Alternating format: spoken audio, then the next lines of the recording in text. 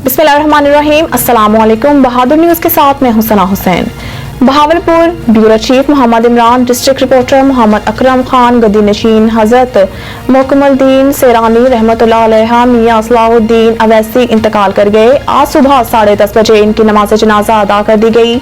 मुकामी इंतजामिया, सियासतदान, उलमाए दीन, अवामी नेशनल पार्टी की क़यादत, मुस्लिम लीग नून की क़यादत, पीपल्स पार्टी की क़यादत, बहाली सूबा बहावलपुर की क़यादत ने कहा कि हम सब इनके गम में बराबर के शरीक हैं।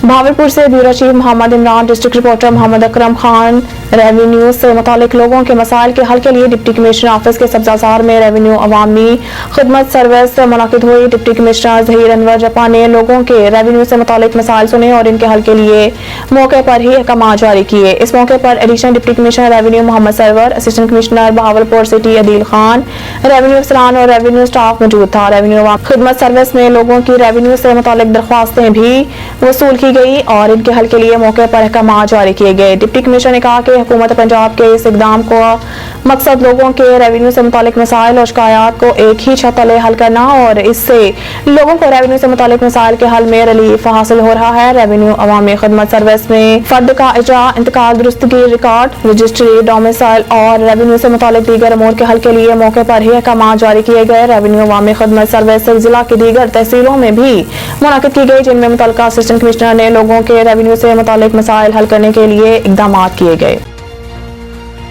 साइफर केस इमरान खान की दरख्वास्त जमानत की इन कैमरा कार्रवाई की इस्तदा पर फैसला महफूज। दौरान समाअत प्रोसिक्यूटर शाह खावर ने कहा कि ऑफिशियल सीक्रेट एक्ट के तहत ट्रायल को पब्लिक नहीं किया जा सकता।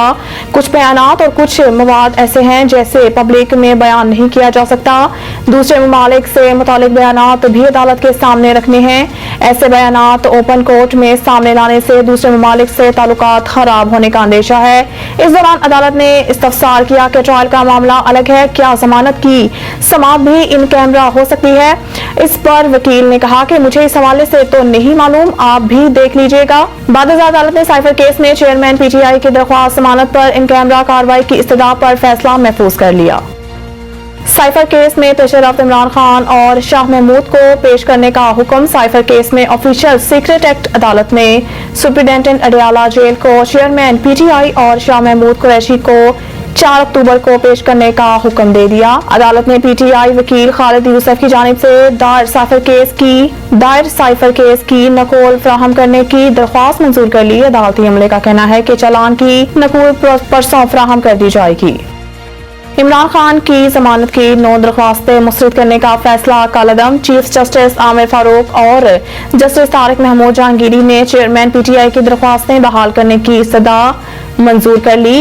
इन केसेस में 9 मई के 3 मुकदमात, इस्लामाबाद में एहतजाज के 3 मुकदमात, तोशाखाना जालसाजी केस दफा 144 की खिलाफ वर्जी और इक़दाम कत्ल के मुकदमात शामिल हैं। 6 दरख्वास्तें सेशन कोर्ट और 3 इंसदाद दहशतगर्दी अदालतों में हैं। इस्लामाबाद हाई कोर्ट ने ट्रायल कोर्ट में जमानत की दरख्वास्तें बहाल करते हुए जमानत खारिज करने के ट्रायल कोर्ट्स के फैसले का अदम करार दे दिए। हाई कोर्ट ने जमानत की दरख्वास्तें बहाल करते हुए ट्रायल कोर्ट्स को दोबारा समाअत का हुक्म दिया।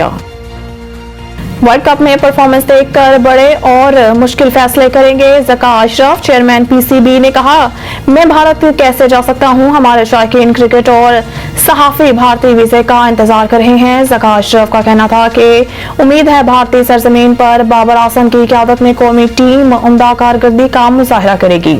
ज़का अशरफ ने वर्ल्ड कप के हवाले से इस ख्वाहिश का इजहार करते हुए कहा कि भारत में टीम अच्छी परफॉर्मेंस दे, बस इतना चाहता हूं। इसी बात को मद्देनजर रखकर कप्तान बाबर आजम की हर बात मानी, इन्हें मुकम्मल एतमाद दिया, अपने भरपूर ताउन का यकीन दिलाया और यही वक्त का तकाजा था। मज़ीद न्यूज़ और अपडेट के लिए देखते रहिए बहादुर न्यूज़।